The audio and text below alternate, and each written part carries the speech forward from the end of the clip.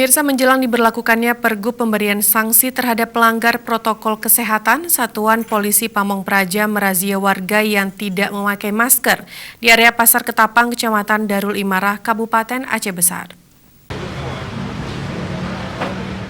Petugas gabungan polisi Pamong Praja dan Wilatul Hisbah Provinsi Aceh bersama TNI Polri mendatangi Pasar Ketapang, Kecamatan Darul Imarah.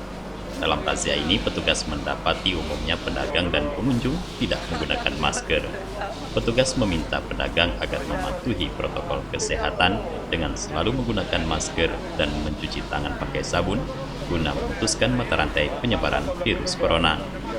Koordinator Razia Penerapan Protokol Kesehatan Satpol PP Provinsi Aceh, Andriansyah, sangat menyayangkan dengan masih banyaknya warga yang tidak sadar untuk menggunakan masker. Padahal menggunakan masker merupakan bahagian dari menegakkan disiplin protokol kesehatan. Kita tidak bosan-bosan sebagaimana tugas dari pimpinan, terus melakukan pengawasan ya, terkait dengan new normal ini.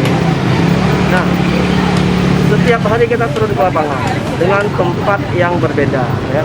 Setiap ada pusat keramaian, ada pusat kerumunan, mall, pusat pembelanjaan, dan dimanapun tempat keramaian, kita tetap melakukan sebuah himbauan, sosialisasi, edukasi, pemahaman, memberikan pemahaman bagi semua masyarakat ya.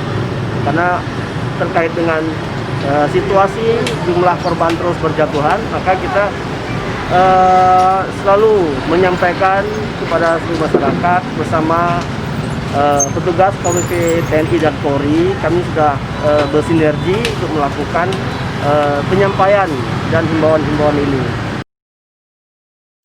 Razia masker ini adalah sebagai salah satu bentuk sosialisasi menjelang diberlakukan Pergub tentang sanksi bagi mereka yang abai pada pencegahan virus corona.